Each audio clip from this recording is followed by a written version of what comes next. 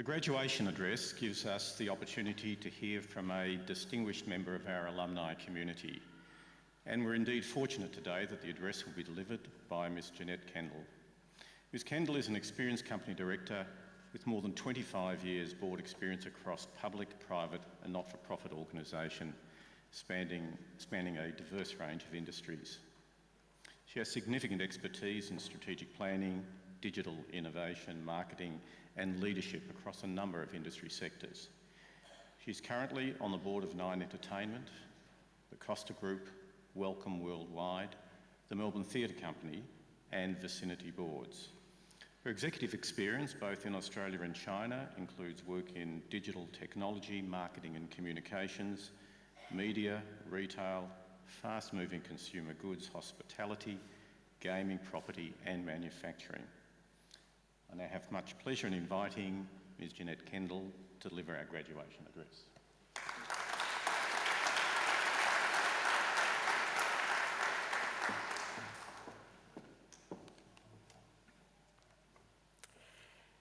Deputy Chancellor, Mr. Yehundi Blasher, Vice President and Deputy Chancellor Enterprise, Mr. Ken Sloan, Deputy Dean of the Faculty of Business and Economics, Professor Gary McGee, members of the faculty, ladies and gentlemen, and especially the new graduates.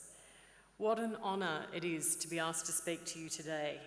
This time last year, I sat in the audience of this very hall as a parent, watching my daughter, Alexandra, graduate with a Bachelor of Arts and Bachelor of Business.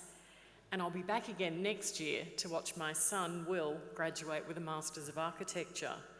So I know as a parent how you're all bursting with pride today for all that your children have achieved.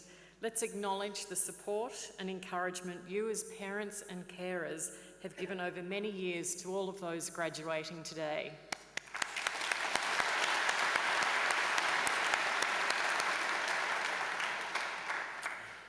It was also 27 years ago that I was sitting in the audience at the Monash Caulfield campus as a student about to graduate with a Bachelor of Business Marketing. So I know firsthand how hard you've worked, and I extend my congratulations to the graduates here today for all you've achieved. You're ready to take on the world. Back then, wearing this robe as a graduate, I would never have thought that one day I'd be standing here in front of you giving this address. When I graduated, I'd already been working for 10 years, with my first job at 18 working at BHP in the photocopy department. My graduation marked the end of 9 years of part-time study, both at RMIT and Monash. So today I'd like to share with you some of my career and life experiences since I graduated, and hope what I've learned along the way will be of value to you. The good, the bad, the risks and rewards, and how I went from photocopying to become a non-executive director on a number of ASX 200 company boards. First, I want to encourage you to take risks and build your resilience in a rapidly changing world. I'm the youngest of 3 daughters, and my mother and father brought us up to believe that we could achieve anything if we set our mind to it. I quickly discovered that that actually wasn't entirely true, and that more often than not, things don't go according to plan. When I completed HSC in '79, I am dating myself, I had a burning desire to become a journalist. The Herald was the only paper taking cadets, and out of 500 applicants, I made it to the short list of 30 vying for 5 cadetships. I thought I had it in the bag, but much to my disappointment, that wasn't the case. I was completely devastated. It was an early lesson in rejection, so I had to revert to plan B. As a journalist, I knew that I needed to be able to take shorthand and to type, so off to night school I went. This was just before beginning 9 years of part-time tertiary study. My plan was to get a job for a year and continue to explore all the possible avenues to get into journalism. I quickly discovered I had no skills or experience. Working in a health food restaurant whilst I was at school hardly prepared me for the corporate world. So I started temping. First filing for a retiring executive at Comalco. I still cringe when I think of the mess I must have made of his files. Next job, photocopying at BHP. I remember walking into BHP House and the thought went through my mind, I'm here for 2 days and I'll stay for 2 years. And I actually did. As the doors closed on gaining a cadetship in journalism and my temp photocopying job coming to an end, a door opened in the Public Affairs Department at BHP. My newly acquired typing skills came to the fore as I got my first real job as Secretary to the Chief Publicity Officer. I was surrounded by journalists and grabbed every opportunity to write stories, update the daily operations news, which I broadcast via the telephone, and coordinate the ads for BHP's sponsorship of 60 Minutes. I also started studying PR at RMIT in the evenings. 2 years later, my boss resigned and asked me to go to work with him in the advertising industry. The world of Mad Men was about to open up to me. Working in advertising in the 80s was male-dominated and sexist. Long lunches were the norm, for the blokes that is, leaving juniors, mostly women, to manage client relationships. I was ambitious and hard-working. I'd also started my Bachelor of Business Marketing at Monash, travelling down Dandenong Road every Tuesday and Thursday night and studying on weekends. I worked in the advertising industry for over 20 years, working with brilliant clients and leading brands across most industry sectors. Then in the mid-90s, the internet emerged. Like many businesses, at the time we didn't quite know how the internet was going to impact our business. We formed a small group to explore what challenges and opportunities the internet might provide, and I jumped at the opportunity to head up the team. We created a startup company called Clemenger Digital, consulting to clients of how to take their brands online. It was an exciting and stressful time. Exciting, as we didn't know what we were doing. Stressful, as we really didn't know what we were doing. I did, however, love this time. It was a new frontier, full of the unknown and full of risks. It was also my first role as a managing director. Leading this startup required a lot of determination and resilience, as whilst there were those who believed that the internet was going to change the world, there were many more who thought it was a passing fad that would go away so things could go back to normal. And then it nearly did when the dot-com bubble burst. We disbanded the business, and as a result, we were all made redundant. I've always been a true believer in the internet. I loved how it challenged traditional thinking and traditional business models. It also created new cultures in organisations. After Clemenger, I went on to become CEO of a digital company called eMetch. It was at this time that the digital world was licking its wounds and regrouping. It was a high-risk move as the internet wasn't getting any traction. We were still spending most of our time educating clients on the merits of online advertising. It's quite ironic to think about that now. Budgets were tiny and the business was burning cash. It was still very early days in the world of digital marketing. I then decided to make a bold move and took what many thought was a huge career risk. I left a successful career in advertising and digital and moved into operations at Pacific Brands as divisional manager of Wholeproof. I was responsible for a team of designers, sales and marketing people, supply chain and logistics, and a local factory in Nunawading, and together with manufacturing in China. I'd taken myself out of my comfort zone. I quickly learned what transferable skills I had and where the gaps in my knowledge were. The CFO became my best friend. The division I was responsible for had lost its way. Sales were in decline and the business urgently needed a new strategy. We focused on driving product innovation and marketing, which resulted in significant sales and profit growth. For me, taking risks is critical for success, both personally and in business. We're operating in a tough, competitive, and constantly changing environment. You need to be prepared to take risks to get where you want to go. You'll also need to build your resilience to manage the setbacks and reset your goals along the way.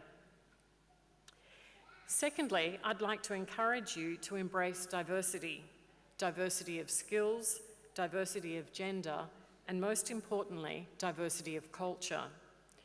In business today, we're operating in a global environment where opportunities and competition are far greater than they were a decade ago. As I look across the hall today, I'm delighted to see how Monash has embraced diversity. Universities around the world are competing to attract the best students, and a degree from Monash is highly desirable and well recognised.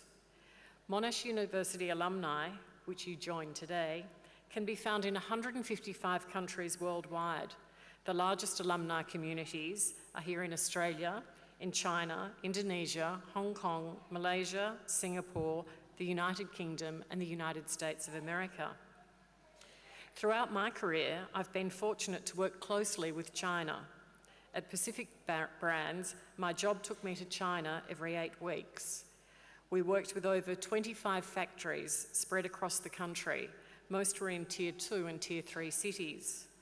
I loved the opportunity of working with emerging entrepreneurs in China, exchanging knowledge and know-how as we built strong business partnerships. I worked at Crown Resorts as Chief Marketing Officer, and as part of my role, it was involved in marketing into mainland China. Even though I loved China, I hadn't ever contemplated living there. So when I got a call out of the blue from a Hong Kong executive search firm about an opportunity to join Galaxy Entertainment Group in Macau, to be honest, I wasn't sure I wanted to go, as it would mean leaving family and friends. Galaxy is one of the fastest growing gaming resort companies in the world. It attracts over 17 million visitors a year. The property had only been open for 6 months, and in terms of revenue, it had the same turnover as the whole of Las Vegas in one single property.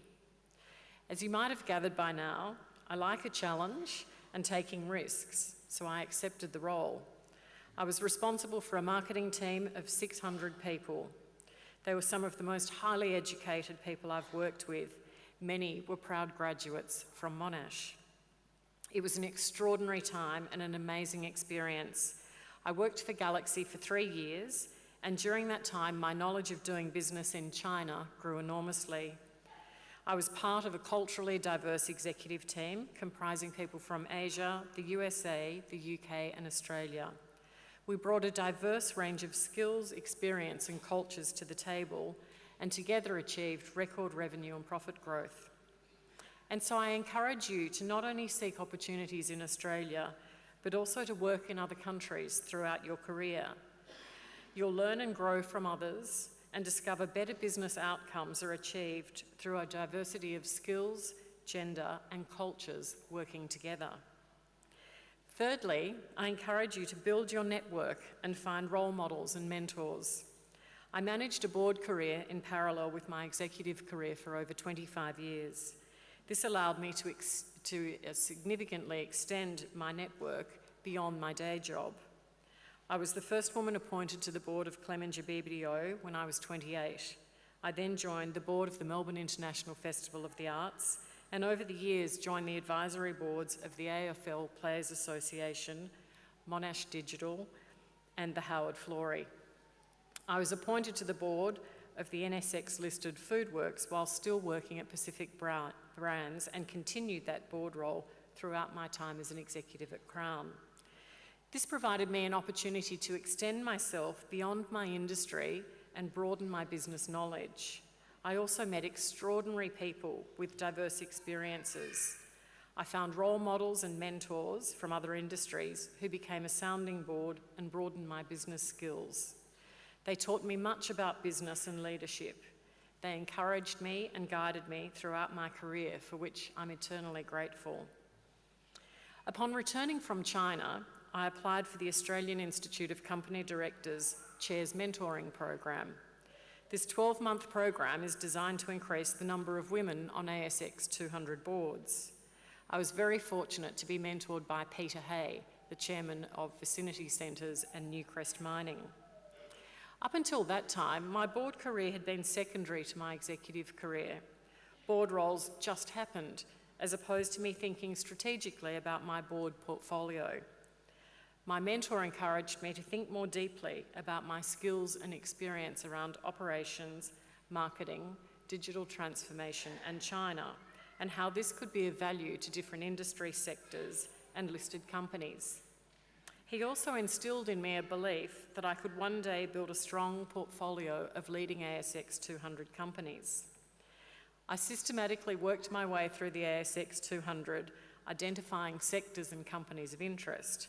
I researched them deeply, looking at the makeup of their boards in terms of skills and diversity. I identified chairs that I either knew directly or through my networks. Not long after returning to Melbourne, I was invited to join the board of the Melbourne Theatre Company. I've long loved the arts and was delighted to join this board. Then in February last year, I joined my first ASX-listed company called Wellcom, a technology and marketing company that was founded in Melbourne and is now operating in Europe, Asia, and the USA. The founder and chairman was someone that I'd known throughout my career in advertising. I joined the board of the Costa Group, Australia's largest horticultural business operating in Australia, China, and Morocco, and Nine Entertainment, and as was previously mentioned, have just been appointed to the board of Vicinity Centres. In the past 12 months, I've achieved my long-held ambition to become a full-time non-executive director. Broadening your networks not only provides opportunities, you'll also meet extraordinary people and learn so much beyond the company you work for. Being mentored along the way and in turn mentoring others is a rewarding experience. You might also be surprised that through your networks, you'll find your next job or your first board role. So that's my story, from photocopying to the boardrooms of ASX 200 companies. I had a great executive career full of twists and turns and ups and downs. I've worked with amazing people, I've taken a number of calculated risks and faced tough challenges and setbacks. And now as a director, I'm just as excited and energised about the next chapter of my career as I was the day that I graduated from Monash, full of hope and ambition, but not really knowing where it was all going to lead. And so in closing, I encourage you to take risks and build your resilience. Embrace diversity in terms of skills, gender and culture. Extend your networks and seek out role models and mentors. But for now, enjoy this very moment. Celebrate all that you've achieved so far. You can make a difference as you have a bright future ahead of you. I wish you all the very best.